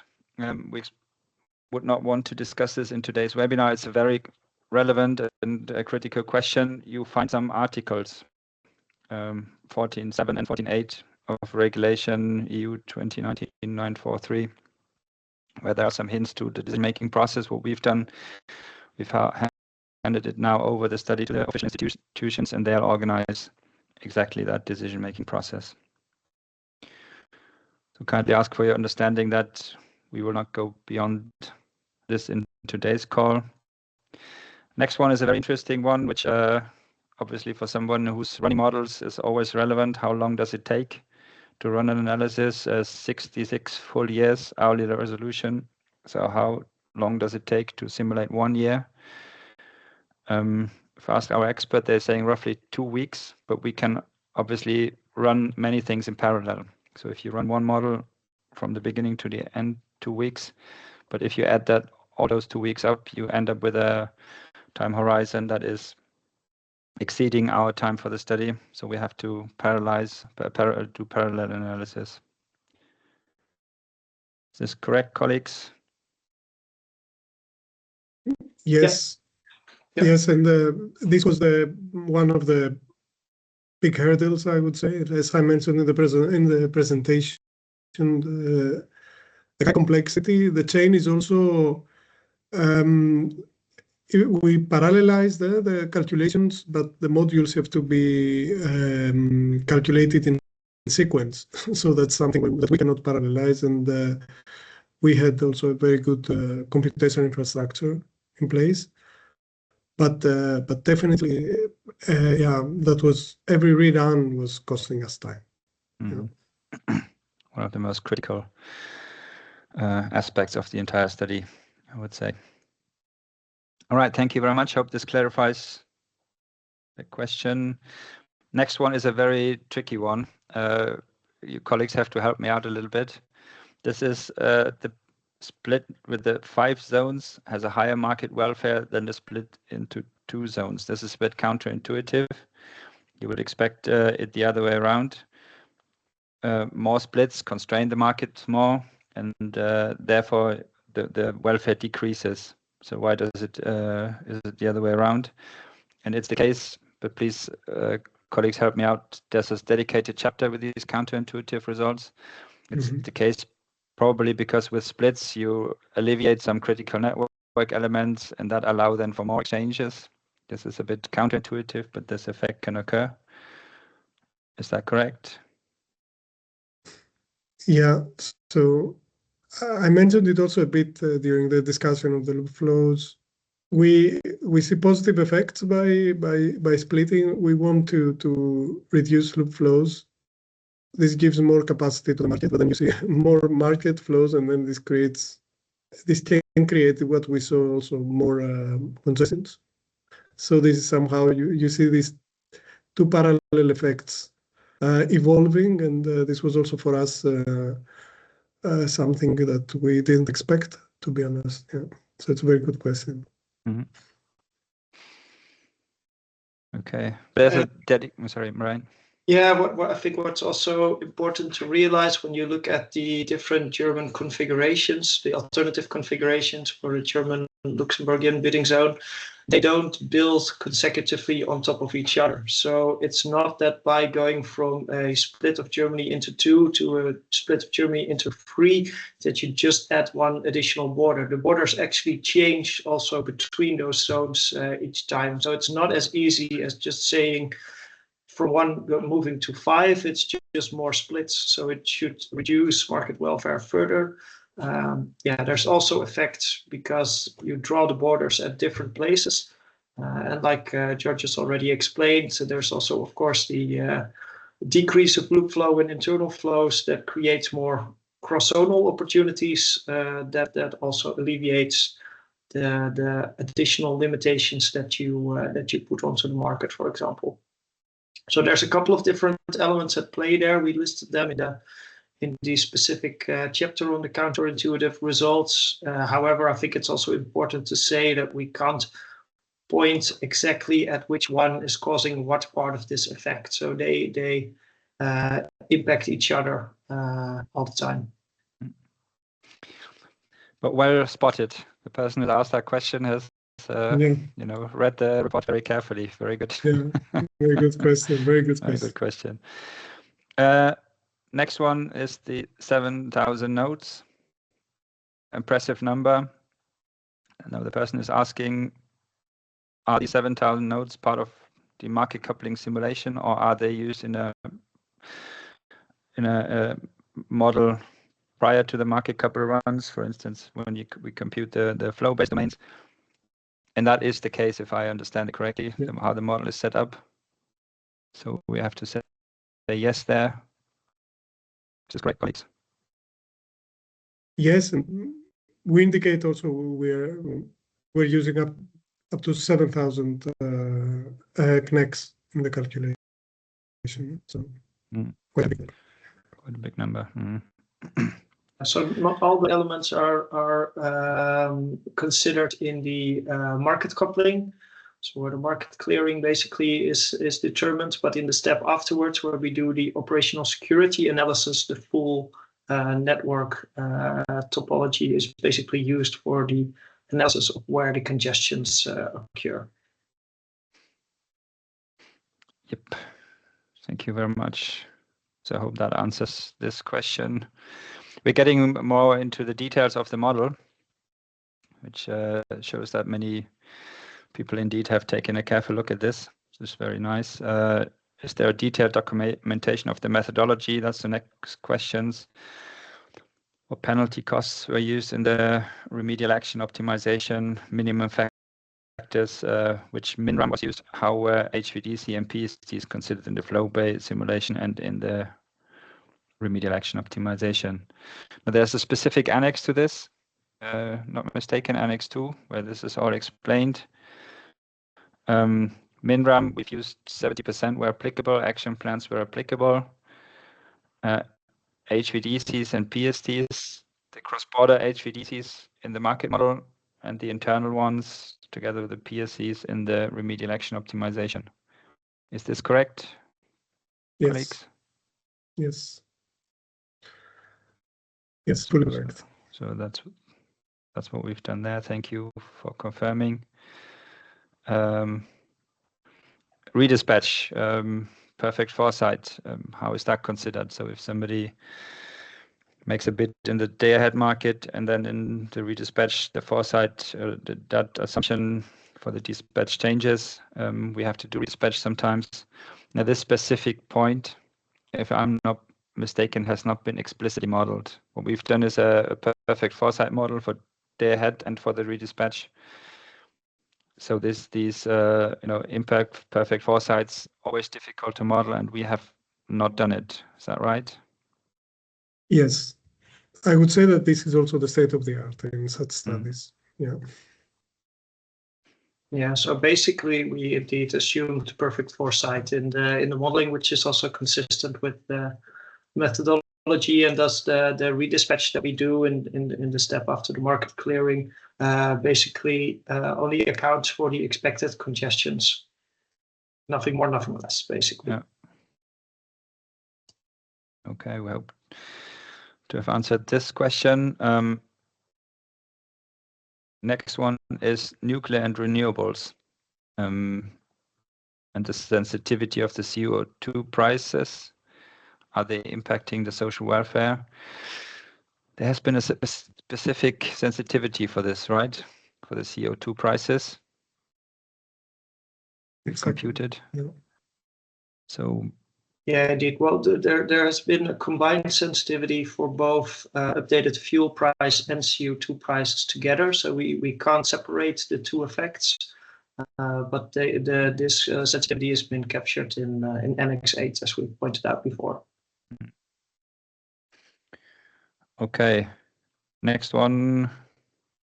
It's getting more and more detailed.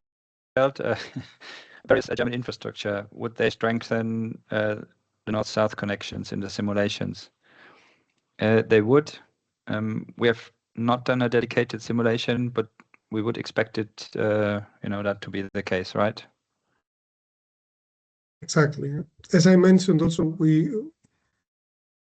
we wanted to do it, but yeah, mainly the limitations on time didn't allow us to roll out also this analysis. Yeah. Okay, next question, climate years. Why were the 3 ones picked, which we've used? I have to admit that I do not know the precise reason for this, but maybe you know it, colleagues. I can pick it up. So we, according to the methodology, we should use 3 representative years. So we followed an approach where we analyzed, I think we started by a sample of 30 or more years. And we picked up a combination of 3 years that were most representative for this analysis. This is a methodology that is now, I think we used it first time in our study, and then it's widely used also in other studies by ENTSO-E, and this is how the years were chosen to be representative. As I showed also, when we saw the results, we said, okay, we picked it up quite well because the results were showing a kind of like a deviation between the years. So we didn't have only medium years, but we had also, let's say, 2 extreme years there. Okay, thank you very much for this. Next question, I think we've come across this already. The MinRAM values, which ones have been chosen and how did they impact the results? I think it was the 70% were implemented, and for all the others, the action plan values, so those intermediate values. Impact of the results, we have not done a specific sensitivity with variations of these MinRAMs. Have we? I don't think so, right? No. So No. Just general rule of thumb, you can of course say, you know, more MinRAM, more exchanges, so that be the impact, but no dedicated simulation. One question that now has skipped the order, the previous one from just for a change, not anonymous, but Arnold Schülke. Somebody who's put his name. Thanks for that. Impact on capacity remuneration mechanism. So it's not reflected in our simulations. So the decrease of producer surplus. So if somebody is in a low price zone, they may switch off their generation, or no new generation will be built there. Could this be a major blind spot? That's what Arno is asking. It is definitely something we haven't analyzed, and we've said it one of our considerations that the impact on investment decisions in low price bidding zones, that is another consideration that somebody who's taking the decision should take into account. I think that is where we are at the moment. So we cannot really provide a black and white answer, but we think that this point should be considered. Correct, colleagues? Yes, and Arno is pointing out on the complexity. I think this is these are all the questions that we've been discussing, because there is, as I mentioned, also bringing a split brings a lot of changes, a lot of other parts in the market that need to be well thought before implementing it. Okay, we still have time, 9 minutes. So I take the question one by one. I hope this is okay. They're getting more detailed, but we still have some people over 300, almost 400 with us. So I assume this is still interesting. We continue. Batteries and demand side flexibility. Has this been considered? I maybe give this directly to you, Georges. I think yes, but how exactly? I think you and so Marijn probably best people to answer. I can give a quick overview. So in our scenarios, similar to what actually also Christine replied, the same thing. We had as I mentioned, also batteries, also pumped storage, and also we were considering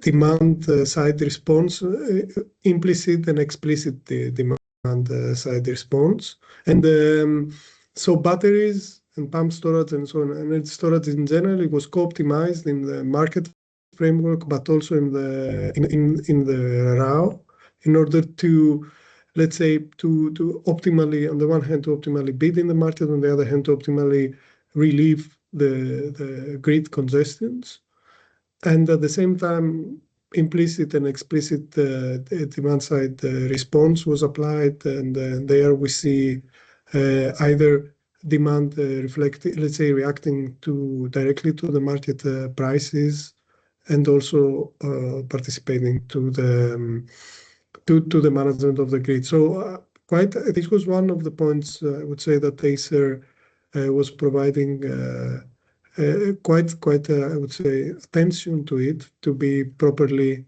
implemented in the modeling, and this was, I would say, quite carefully modeled. Of course, as mentioned, there's always discussion on the scenarios themselves. So I would say the modeling is quite good. Of course, I mean, scenarios, the reality moves faster sometimes than our scenarios. So it's definitely, we see a big booming of batteries at the moment. So that is not directly reflected, Yeah. Okay, thank you very much. Next question, Euphemia algorithm, whether that was used in the market clearing. So we're not using Euphemia directly. That is an algorithm that's used for real market clearing, so on the power exchanges.